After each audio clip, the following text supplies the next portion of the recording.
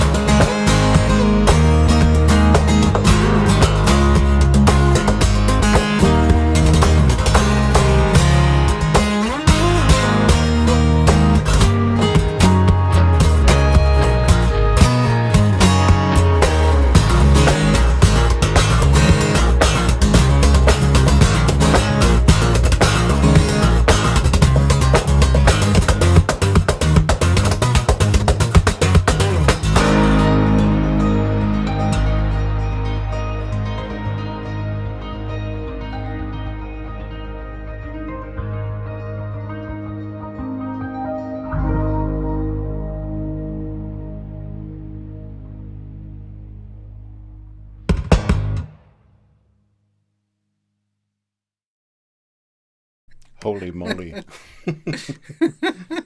I'm just sitting here rocking away in my chair. Let's welcome him in. This is Sariola coming to us all the way from Helsinki. How you doing? Hey, All good. Hey, good to see you, Don. It's really nice And to see you again. Um, hey. we were ships in the night, I guess, last month. I showed up Yeah. in Austria in time to teach at Thomas Lieb's guitar boot camp in the mountains Mm, of southern Austria, and you had to scoot back to Finland, I guess, at that point. You have yeah. you have a young family, so that's totally Yeah. understandable. Yeah. Exactly. Exactly. But I got to sleep in the same room. Fortunately, not at the same time. Well, yeah, it's a good thing for you. Exactly. But yeah, I saw evidence of previous habitation. Oh So, dear. oh no, no, it That's was doesn't nothing, sound. nothing, nothing. They just, I think they'd forgotten to put just the bundle of bedding away or something. But Oh it's okay. It was fine. It was clean. Don't worry about it. Nothing yeah. embarrassing. Okay. But we haven't actually seen each other in person in quite a while now. I think the last time that I taught in person at Thomas's boot camp was probably, I don't know, 2017 or some crazy thing. It's been a long time. Yeah, I think we the last time we saw in person was it the Harrisburg Guitar Festival Oh, in that's right. Yeah, in man, Germany. what Yeah, 19 it was probably 2019. Yeah, it something was like in the that. before times for sure. Exactly, exactly. Yeah. Yeah, yeah, yeah. You put on a beautiful concert that night. I'm trying to remember who else I was with. The other who was the other performer that night? I was standing at the. There was, I think it's one of the three. It's either maybe Adam Rafferty I guess it or was Christopher Adam. Looks. Yeah, Yeah, Uh, Adam. Adam, it yeah. must be. Adam and I were standing at the back of the room, and every once in a while we just have to go out inside and say, "Isn't this set beautiful?" He has such no, seriously. I mean, like, he had such Yeah. command of the audience. Like, Uh, um, it was really interesting because I've been at this for a while, and there was nothing copycat about it at all. But the last time I felt a solo performer, sort of communicate like that with an audience was the last time I saw Michael Hedges play live. And I don't think you and Michael really even sound alike, but there's an energy that you give that was similar to in a certain way to what he used to put out when he played live. So I hope you take that as a compliment. that is one of the highest praises I've got. I remember you said that back then, and yeah, it still warms my heart in the cold nights. There you go. There's a lot of those Yeah, in Finland and a lot of those in Canada, so it's good to I have needed that, Don. I really needed that. So thanks. it's good to have memories like that to keep you warm in these Nordic countries. Anyway, it's so good to see you again, Yeah. and so great to hear new music from you. I guess this Uh, is the first completely new solo album you've put out in a few years now. The last one was Resolution, was it not? yeah, that's it. I mean, it's been 8 years. I don't know what happened, but looking back, it's a lot happened with these 8 years. Yeah, before I kind of dwell any further, I'll get back on this in just a sec. I just want to say, like, Michael Hedges he was the one that got me on the steel string guitar thing, the acoustic one. And Aerial Boundaries changed my life. And the next record I got was Don Ross Passion Session. Yeah. So I'm a big fan of Don, and he just everybody who's watching this, like, his work has had a tremendous impact on me, and the Aw, way he handles songwriting and melodies on the guitar is just this, like, next level. that's lovely See to hear. what I did Thank you. there? Thank you very much. Hey, Yeah. can I ask a Yeah. quick technical favor? Are you able Sure. to increase the input level a little bit on your microphone on your end? Is that possible? No? Are you going through an interface? I'm just using my laptop, but We let can me hear see you. if I It's just not can. super loud. That's all. I think I'm louder than you are. Ha! Anyway, Oh! I'm Ha! not He I'm not trying to is scream. it I'm not getting trying to any scream or louder? anything. Ta! Woo! Eh! Ah! While you're looking, Ah! I'm looking at Ah! the nice comments that people are making. There's a whole lot of hellos from all over the world, and Yeah. I see a bunch of friends there. Like, so there's as I mentioned, I do a weekly stream with my academy students, and some of them are online. There's Detlef and Kerstin from Germany, and let's see, there's Corey. I think I'm trying to remember where Corey's based. Anyway, you can let me know, Yeah. Corey, in the Yeah, I can see the comments. chat. There's a lot Yeah, of familiar names there. yeah, I'm happy to and see. yeah, Love corn. And and what do we there's have? Yule, What's up? Julie Malia. Julie. Hey, Uh, Julie. yeah, seeing what. Oh, that's lovely. She says, you're her other of her two favorite guitar players and human beings. She says. That's very sweet. Okay, cool. Well, Thanks. Likewise. great. So let's get on with a few cues that I have. I have a few questions lined up. I Okay. just got to make sure I don't forget to ask these things because we'll start talking about I don't know, hamburgers or something, and then Well, then exactly. everything Yeah. falls off the rails at that point. Yeah. So first off, the new album. Can you tell us a little bit about what's going on there? The new album's called Voyager. And of course, I'm assuming that it has something to do with the space probe that's been out there Yeah. since the 70s and has left, Yeah. the our solar system and is out. It's still working and it's still sending messages back. So please tell us more Yeah. about the inspiration and the album. Well, this is exciting because this is the first time I get to talk about this album in person, and there's a lot to talk about. Cool. So first of all, like if we, yeah, Voyager. It's a kind of a space opera thing that's gonna last for at least 2 or 3 records. I'm not sure the length. I was planning it to be 4, but I think I'm gonna shorten it a bit. But what's happening on that?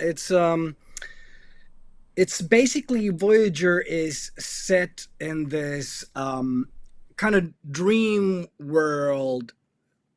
In a dream world, like in dreams, everything is kind of uncertain. Gravity can go wherever, and things can go from liquid to solid at any time. And so that is kind of the place where Voyager happens. And what happens there, story wise, is that a manned spacecraft is sent out to space, and the songs are like messages from the crew. And it starts really hopeful, and towards the end, it just everybody's kind of disintegrating and falling apart. And Wild. This is like a concept album. This is it is, so 70s. yeah.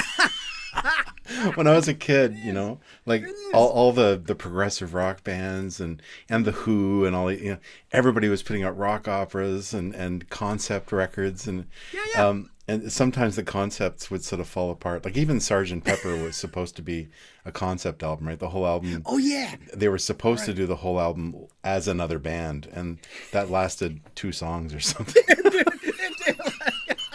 Well, I mean, it's the kind of the same with the Voyager in a way. Like, and my previous albums, they form like a trilogy as well. The original composition and compositions. They're sort of concept albums as well. But yeah, after doing Resolution back in 2017, I was a bit lost at what to do next. I, Mhm. I I didn't really. I was kind of empty, and it took a few years to find an angle and a path where to continue. And one big thing was theme wise was my daughter getting excited about space stuff. So that got me excited about space stuff, Awesome. and so that became kind of a theme. And on Voyager, yeah, I really try to push things um, like over the board in a way, like next level. Like everything has to be top notch, but 1 or 2 steps above. And yeah. Lovely. So Hmm. that tune, Next Level, um, I mean, you can take it a bunch of ways. I'm sure it has something to do with the story of you're crafting for the album. But even when I heard the tune, I heard the tune and watched the video without noticing the name yet. And then I thought to myself, holy smokes, he's really taken it to the, and then I saw the name and I went, oh. So, Yeah.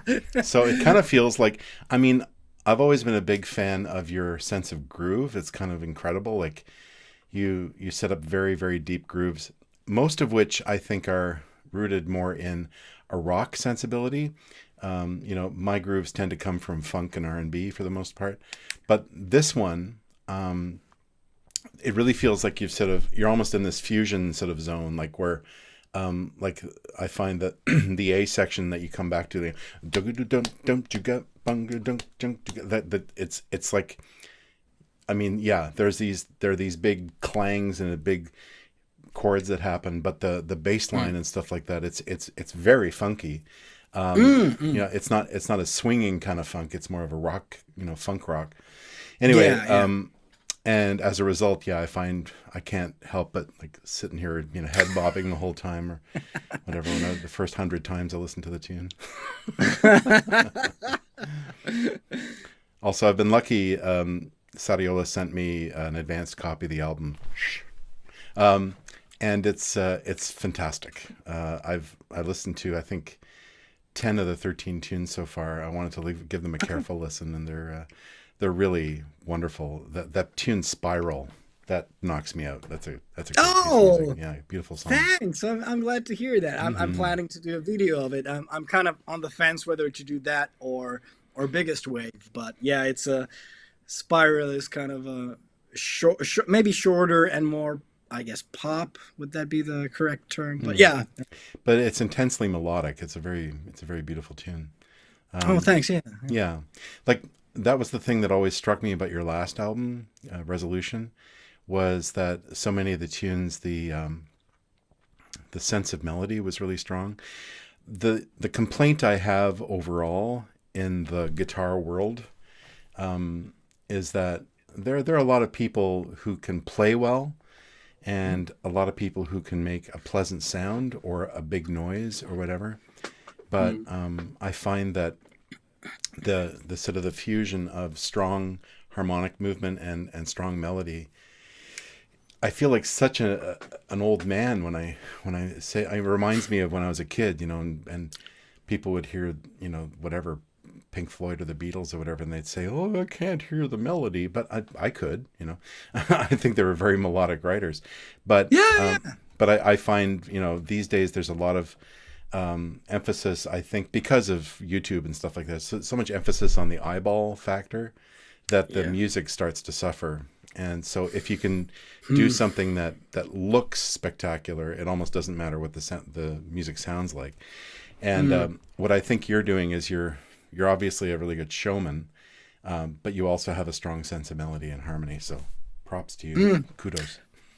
Thank you. That's something I've already always kind of I don't know, aimed for, but definitely more. I've been more conscious about it in the recent years and making during the when I was making Voyager, and the thing is that because I released Resolution that came out into 2017, and after that we got COVID, and I got family. And what happened during that time was because COVID and because family, I started to feel like I don't want to tour anymore. And that led me to put more time and effort doing co-writing with other people. And the people I happened to know were mostly people involved in EDM and techno scene, or dance music stuff. Yeah, for sure. So I did a lot of co-writing for that thing and that scene. Some tunes went okay. A lot of tunes went into the trash. I actually got a few of those tunes for Voyager, and I became more conscious about having a song that has strength, and meaning you know, sometimes people talk about, yeah, a good song is a good song, a hit song is a hit song. That and I've been thinking about this lately, and well, a hit song is a song that is a successful tune on some metric. A good song is that is arguable, but I do think that every hit song has strength. And I for Voyager, I was really trying to write strong songs. I didn't care about the whether it's like instrumental or vocal tune. It has to have strength, and I really took my time. For example, on Next Level, there's about 50% of Next Level that ended up in the trash. I made probably two, 3 or 4 pre-production versions of the song, and I changed the way I was writing, because if I'm kind of playing and writing at the same time, my hands are doing a whole lot of stuff. At least like a ton of my focus goes on just playing. But what I did on Voyager was what people do when they do co-writing or producing house music. Like, you have 8-bar blocks, and you record them. Or what I did, I recorded 8-bar blocks or section blocks with click in my DAW, and took the sections separately and edited, and I got like a big picture of what section works after what, and when do we need to go back to the A and C and D sections, and blah blah blah. And at some point, making Next Level, like, I had to take out what I used to call like the chorus and like another section and blah blah blah. So when you listen back your recorded material, you can sit and perceive your music from the listener's perspective, instead of being so focused on the writing, on the playing process. And that was new, and I think that had a good impact on the song quality. That's really interesting to hear. That's really interesting to hear, because that is very much the way I've been working with a DAW for quite a number of years now. Oh yeah, yeah. Like you say, the cool thing about having your own studio and all that, the having a work space in your home that's a studio. Like, I can see your studio walls behind you. You can see my studio walls behind me. You can actually be recording and even not committing. You can say, okay, well, I'll record something, and we'll see how this goes. And it might just be a demo, or it might just be a scratch pad idea. And then eventually, in my case anyway, sometimes I say, no, this is actually sounding pretty good. This is turning into something. So sometimes I'll actually write like that. Like you just mentioned, I'll just sit in front of the mic sometimes with a click going, and I'll play for 25 minutes or 40 minutes or whatever, these different ideas that I've had, and then see how they sort of work. And just a quick example, many years ago, I went on holiday to Panama. I stayed at a friend's place, and I needed one more tune to round out an album. And I had this tune that I'd sort of been working on, but I just, one afternoon, I said, I'm just going to go into the guest room with my interface and my computer, and I'm just going to work on this tune. And that's literally what I did. I just sat there for 40 minutes, recorded all the ideas, and then kept trimming it back, taking the best little bits, assembling it like a puzzle. And then I ran it by the people I was with, who were all musical, and they'd say, yeah, it's really working now. It's starting to tighten up. Maybe you want to consider leaving out that one little repetition of something, blah, blah, blah. And then it turned into this tune called Cup of Pop, which, I ended up making a video of. And of course, the video was shot in Germany and in Montreal. The song was recorded in Panama. Really had nothing to do. It looks like I'm playing, but I'm faking it, of course. Cool. And but anyway, using a DAW that way is such a great creative tool, and I'm glad to hear that you're doing that too. I think a lot of us do, but that's it's like you say, it's a relatively new progression for you. That's cool. Yeah, definitely, and For some reason, I've been the past years. I've been kind of strict, maybe with my approach that everything has to be kind of maybe composed here, and then then you sit in front of the mic and you take a perfect take or as good as you get, and chop them up to bits and make the best of compilation of the end result. But Well, you know um, what I used to do way back in the day, like my first two albums, every single track on the albums mm, is a complete take with no yeah, yeah, edits. yeah. And Right, right. I was kind of into this whole thing, of just like, no, I got to rehearse and rehearse and rehearse, make sure the tunes sound really good, and then Mm. just record them off the floor and no click, no nothing. And and it was a cool way to make records.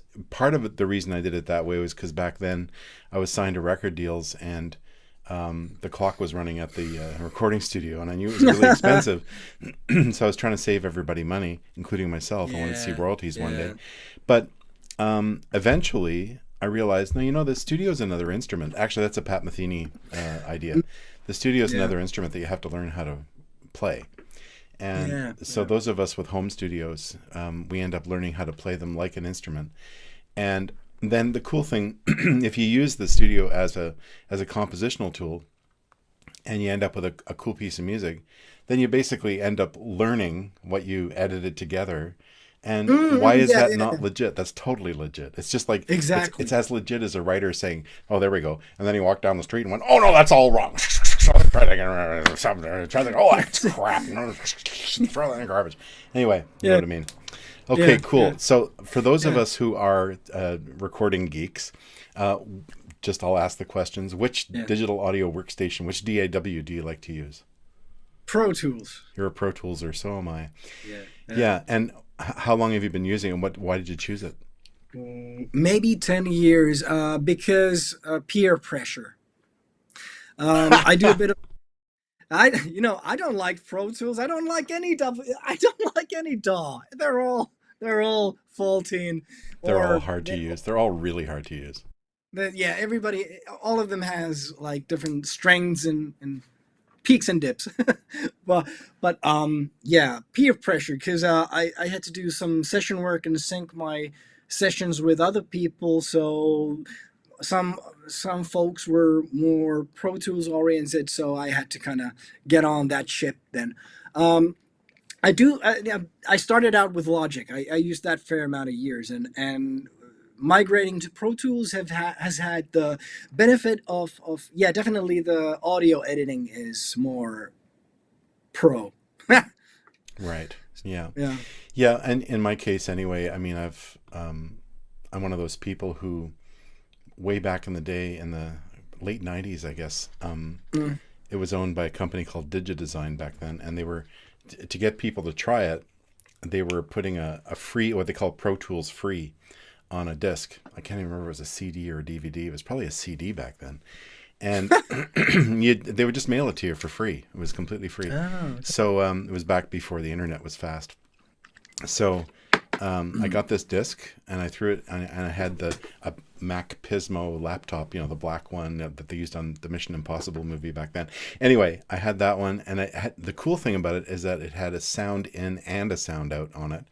And a lot of laptops don't have sound in anymore, but you Mm. could actually, using adapters and stuff, you could take your microphone and then adapt it down to a 1/4 inch jack, and use that as the input, and you could record a channel at a time onto Pro Tools, and then you could mix in stereo, and then you could send stuff to effects. I had an Alesis reverb that I would send the signals to if I wanted reverb and stuff, and then put the reverb Wow. channels on a couple of other tracks. It was Mm. very primitive, but it's really funny because using that free version, I did the entire score for a television series using Pro Tools free, and I found the drive like maybe last year. I was archiving everything, putting everything on the cloud, everything I've ever recorded, and I found Wow. the drive, and it still worked, thank God. And I backed it up and I listened to it first, and I thought, wow, the sonics are amazing. It sounds really good. And I even I remember Jeez. I was working on this score on 9/11 in my studio, and I was trying to get this little Pro Tools free thing working. And meanwhile, I had these workers in the house who were like painting or something. He said, "Hey Don, there's a buildings going down in New York," and I was just like, "What the hell?" I couldn't believe it was just everything was so surreal that day. But that's a strong memory I have of the tragedy of that, but then also using this really funky Wow. DAW. It was bizarre. But Wow. I've been using the full blown version of Pro Tools since the early 2000s. Yeah. So my Robot Monster album is the first album I completely engineered myself. So that's 22 years ago now. Ah. And now I do Yeah. Dolby Atmos and everything else in here, which is Wow. Yeah. Yeah. Yeah. really Yeah. cool. In terms of your guitar itself, so you play Mm. these guitars that are made in Germany, Kunst guitars. Yeah. And what do you? So tell us a bit about the guitars themselves, and also Yeah. your stage rig. What do you use for your amplification needs? Yeah. I'll answer that in a bit. I just want to add to our previous question that Sure. with Next Level, I actually recorded that.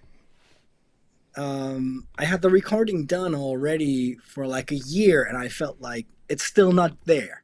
And so there's that quiet bit, like, uh,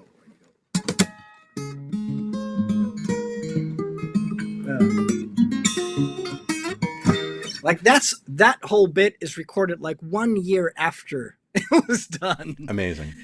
Yeah. Yeah. So just to kind of underline how like be bold and be brave to produce your own music and do everything that serves the song. And Exactly. I guess that's all, on that. Cool. But yeah, to the gear. I Yeah. Do it. so actually the reality is this, that this is the guitar that I recorded Next Level with. It's not the one that you see on the video. This was under maintenance during the shooting day, so I only had my I have two Kunst guitars, and yeah, I had that more brighter top instrument at hand, so it's recorded with this one. But yeah, what this has, I use them both frequently. And what do we have here? It has Blackwoods back and sides. That's a Koa basically. Here's one little special thing. It has the scale length of 27, if I recall correctly. So it's slightly longer, maybe about that much longer than your usual neck, but it's not more neck length, but the bridge has been taken from here to here because I broke the top. The top had to be changed. Like, this is almost 20 years ago. So the top had to be changed, and then I asked Andreas to give me more scale length because I had a baritone I strung up with normal strings, and it sounded just gorgeous. So I wanted to try that same effect, and that's what we did here.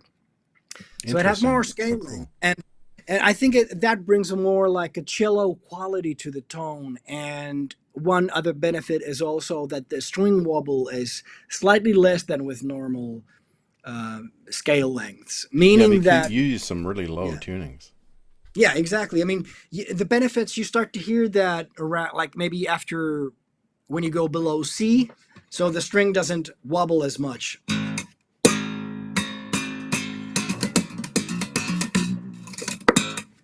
And meaning that the wobble, what I mean by that is the pitch. So when you make the string ring, it doesn't it does a little bit of whoa. So it gets a Exactly. little, and so when you got more scale length, that effect is a bit less. Yeah, because you were telling me on Next Level you tune all the way down to an A flat. That Yeah. really startled me because I thought, oh my gosh. And then you told me that you were using a set of strings, the high string is a 12, and then you're just using a standard set of strings. So like your Yeah. lowest string is what, a 54 or something? And you're 53. 53, and you're tuning all the way down to A flat, which to me seems physically impossible. But Yeah. so obviously you've worked out a way to play the notes, I guess, not too loud, while also playing the percussion kind of more aggressively. Am I getting that right? Yeah, I guess so. Yeah, yeah. I gotta say, on Voyager, there's a couple of tunes where I tuned down to F, so that's almost an octave from normal. That's amazing. It's insane. I thought like, because I've been kind of flirting with that low tunings like in the past years, but I always felt like I can't. Like G is the lowest. You can't go below G, but like over the years I've noticed like yes you can. You That's just have insane. to. You just have to dare. You just have to Have believe. courage. You have to Exactly. believe. Exactly. Well, it's funny because if Yeah. I play so aggressively, if I tuned that low, it would just sound like garbage. But my baritone has a very long scale length, and it's a fan fret. So I don't know if you can see it. I have a regular pitched fan fret here. Mark Beneteau makes my guitars, but then he also back in 2008 he made me a guitar that was specifically going to be just for baritone use, and it has a really wild fan fret on it. So in inches, I guess the short side is 26 inches or something, and the long side is 28 inches. I don't even remember. Ooh, yeah. I can never remember those kinds of details, but and I tune that down to an A flat sometimes. But that guitar, I don't even think that guitar could go to an F the way I play. Yeah, Kestine is saying down to F is crazy. You're right, Kestine. That's crazy. It is. Kirsten is absolutely right. And what do you use for Yeah, pickups on your guitar? Sorry. What do you use for pickups? Well, for first 10 years of my career, or was it almost 15, I used the Seymour Duncan Mag Mic. And then I hopped over to DiMarzio Angel. So, but now I just recently hopped back on Mag Mic. The thing is, every magnetic pickup is voiced differently. And I felt like when I was doing Voyager that I was missing some like really deep low end, and the DiMarzio apparently I found out that it has a bit of a low cut after I don't know 40, 50 hertz, and I need to kind of boost that unreasonably much. Anyway, so currently I'm back on Mag Mics, and then I have four other pickups here, four or five actually. There's one transducer to pick up that kick sound, and then like a mono piezo and left and right piezos. And these, they're transducers. All of these other pickups are from Shatton. And so Shatton, the transducers, piezo transducers over here are like, they sound quite, they're mimicking sort of a room mic sound in a way. So you have like left and right to give you some stereo width, and this is the center mono, and they're blended in quite quietly, so all the beef actually comes from the magnetic pickup and the kick sound. Now I actually have I just got this back from Germany from Andreas Kunz, and now there's actually a proper omnidirectional microphone installed as well, and I haven't had the chance to use the new setup live yet. But you asked about the live thing. Should I talk about that gear as well? Sure, if you don't mind just giving us a little synopsis of what else you use. Yeah. So basically, all of these pickups are mixed together on a lightweight QSC digital mixer, and that's basically the sound of the guitar. And then, but along the way, the magnetic pickup, before it goes into the mixer, it goes through a neural DSP quad cortex multi-effects, and that is the effect that brings all the sort of productional, big sounding effects. Hey, So did you hear basically, that, Julie Malia? He's using a quad cortex too. She still so wants to get one. She wants to get one so bad. okay. Hey, I know the people. I'll Julia, if you want one, I'll put you in contact with the All right people. right, there you go. Connection Hey. time. Yay! So all the production and big sounds, changing sounds happen with the multi effects, and the static thing, which is actually the sound, the tone of the guitar is a static setup within a mixer. Cool. Now, I don't use any of that stuff in the studio. I do everything automation and everything with plugins and Pro Tools and with I'll try to be super fast with this. The way I record, you have three omnidirectional mics in front of you, two in the back for an ORTF setup as like behind your back, and that those are the room mics. And what else? The front mics, the mono is the center. That's the main microphone. The left and right close-up mics give you a little bit of width to the sound.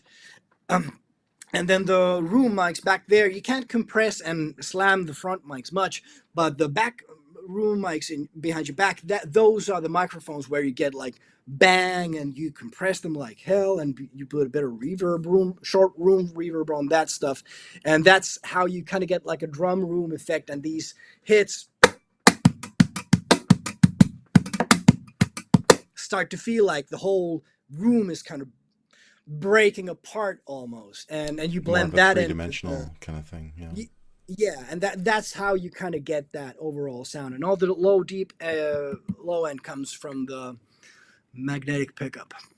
Sweet. All the other, I don't really use the other pickups that much. I use a bit of the kick drum, but it's quite quiet. It's there to give a bit more like top end for the magnetic pickup. Cool. Thank you so much for filling us in on that, because your recorded sound is, of course, it's massive, and I know that being someone who records a lot myself, it's a very different approach than what I take. I'm much more about getting a pretty acoustic sound out of the guitar, but you get this, sort of larger than life sound, and it really works for your music perfectly. It's a great marriage. Speaking of your music, I'd like to play another tune. So I thought we could continue on with a beautiful song from your last album, from the Resolution album. And why don't you tell us a tiny bit about Howling at the Moon? Yeah, that came about. I saw an ad for a tenor guitar, a Martin tenor guitar, vintage thing from the mid '60s. I always wanted one because I tried one of my friends' old tenor guitar, and I got it, and I started to fiddle around with it, and the chords and the music of Howling at the Moon came about. So I recorded it and all the guitar parts. And after that, I started to actually write the song in a way. I had maybe a hunch while I was doing it, but definitely really came together once it was recorded. And yeah, it's a tune for friends you don't see that often. Basically, my old bandmates from Dead Series 3000. Oh, okay, cool. Yeah. Nice. Well, it's a beautiful tune. Here's Howling at the Moon. Thanks.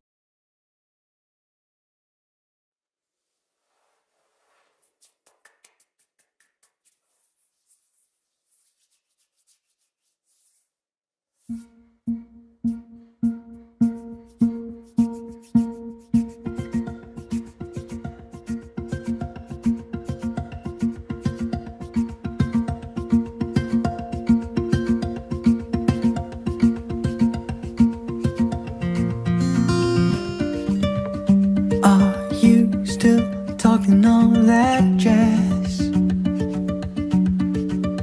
about the parties that will always last? Ooh, and those times when we defied death, only to find ourselves back in our beds the next morning. Howling at the moon,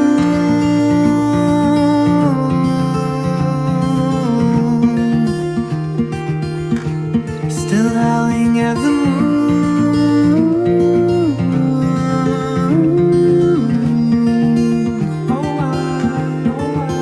I so want to run with you again, oh, but you do.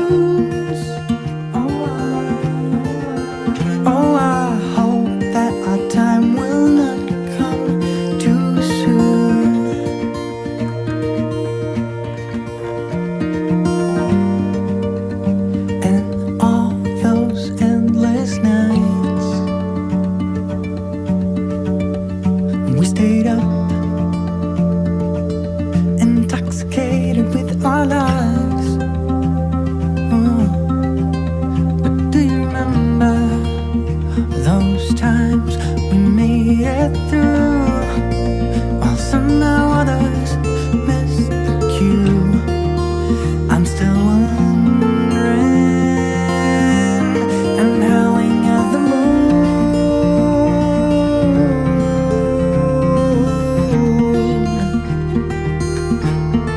howling at the moon.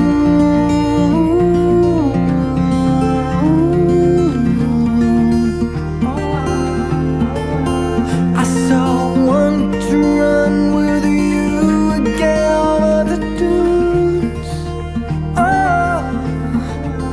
Oh, I hope that our time will not come too soon.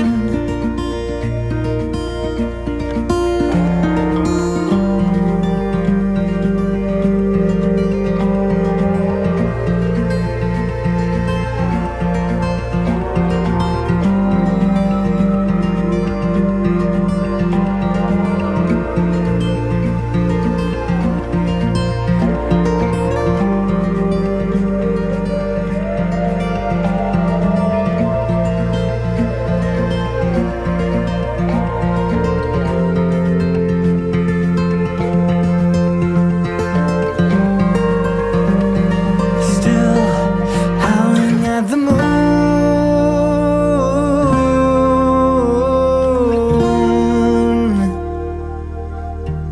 howling at the moon.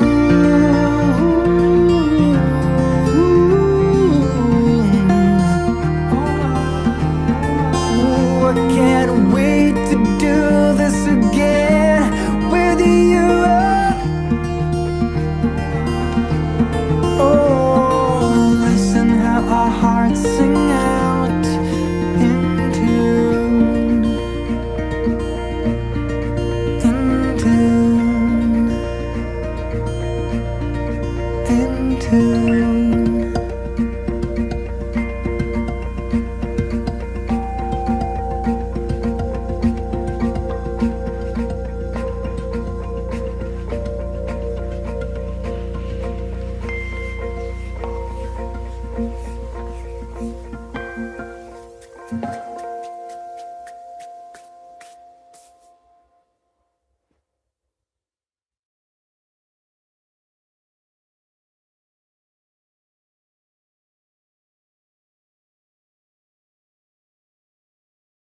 Gorgeous. What a beautiful song. Dead Serious 3000 is one of my favorite bands ever. That tune, is it called Whole World? That tune? Holy moly. People have to check that out. I didn't cue it up to play in the stream, but if you get a chance, Dead Serious, SIRIUS 3000. It's called Whole World. It's the name of the song, right? Yeah, I can't even remember. It's got the such a bar- long time. It's got the bar of 6 in it. Yeah. You got the whole world in your hands. Yeah. Anyway, it's a great song. Great song.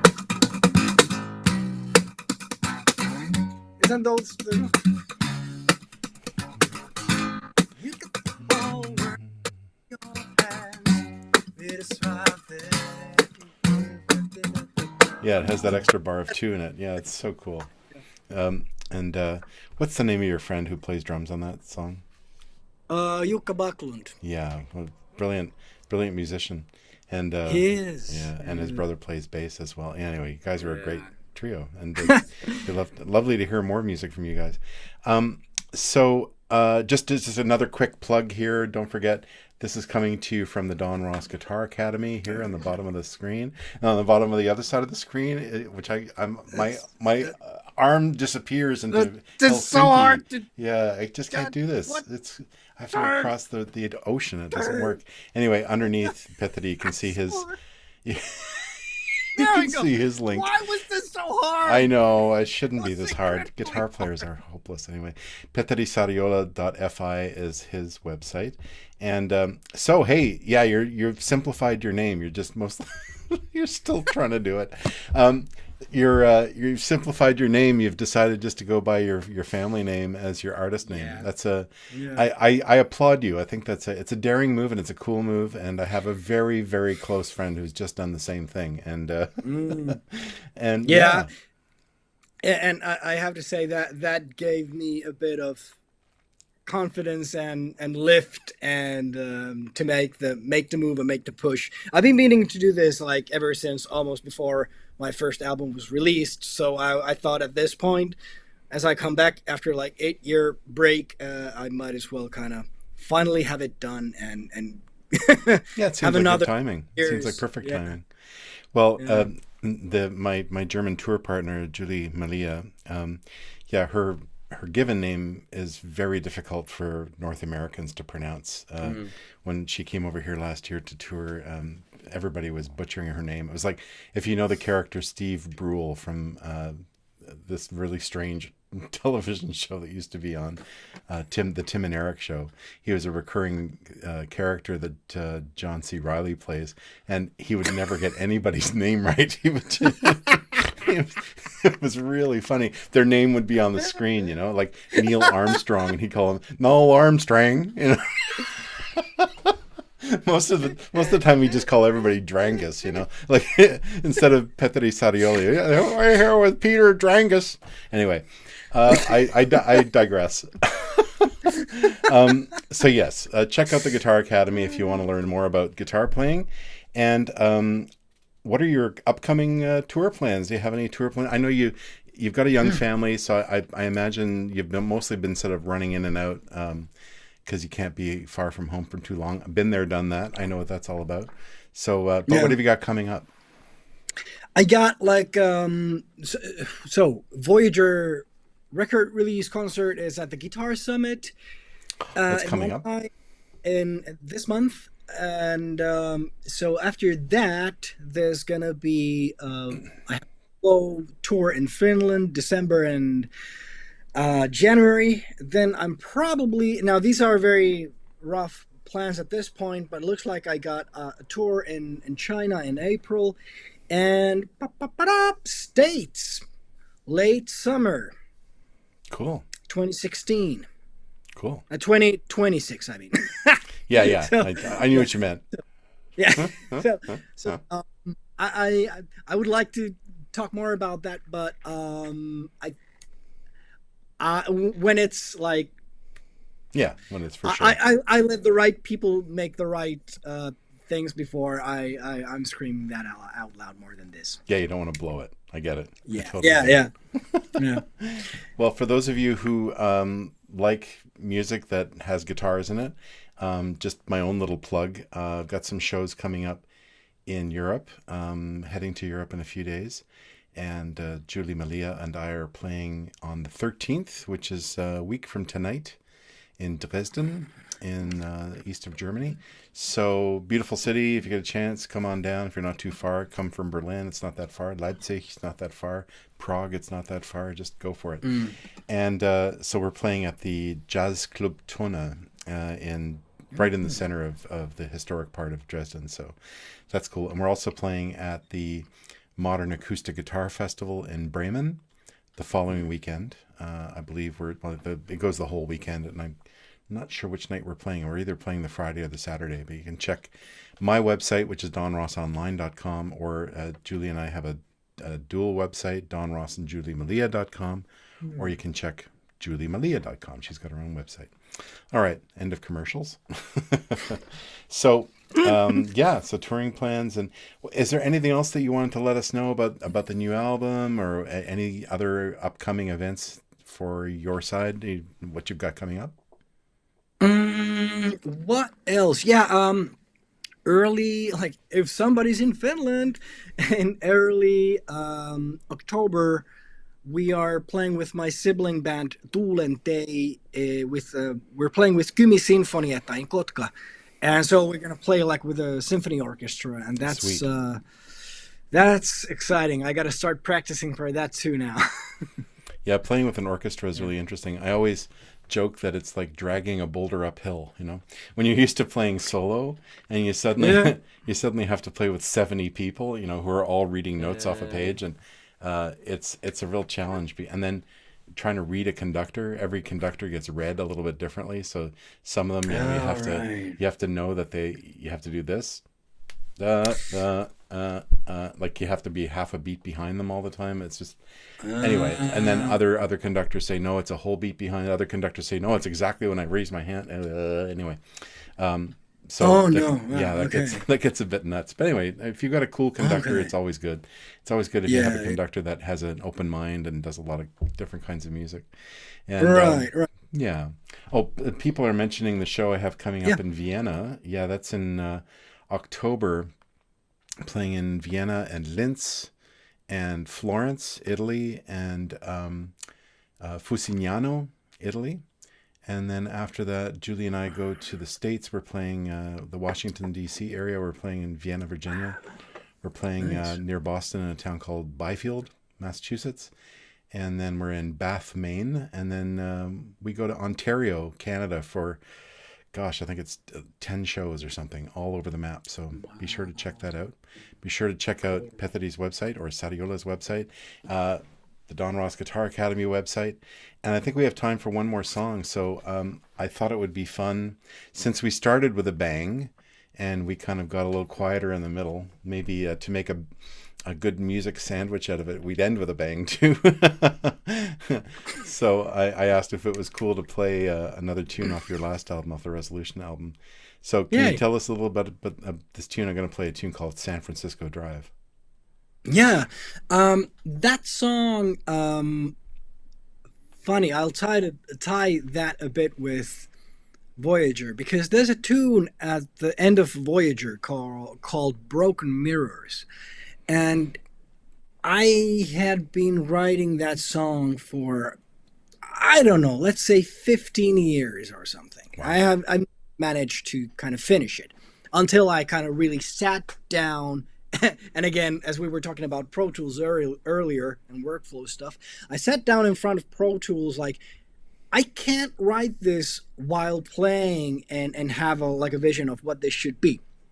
So I started recording it on Pro Tools and put it together through that process. But here's the thing: as I've been writing Broken Mirrors for ages, San Francisco Drive was a song that kind of came up through the process like years because of the tuning. So I kind of stumbled on the riff of San Francisco Drive while I was trying to write the Broken Mirrors. And I instantly thought like, hey, this is a cool riff. I'll record it just on I have my phone full of memos, video memos. And then I took that up and made a little snippet of it, put it online to see how people react to it. And people reacted very positively to it. So that gave me like a confidence of, okay, this is a riff that is worth composing into a full song. And eventually, San Francisco Drive was the end result of that. Somewhere along the way, the middle section, which has a completely different tempo, came about through a completely different process. But then I've realized, hey, they're in the same tuning. Would they fit together? Can I completely change the tempo in the middle 8-bit? And it just locked in. And so eventually that's how we came to the finished piece. Sweet. Well, it's a very exciting piece of music, and another big groove in this one. So Sariola, thanks so much for joining us this week on the Don Ross Guitar Academy live stream. Check out Sariola's website, petherisariola.fi, and go to one of his shows soon. Go to one of our shows soon. All right, see you at a show. Sweet. All right, so this was wonderful. What a great time. And have a great rest of your weekend, everybody, and enjoy this tune. Here's San Francisco Drive.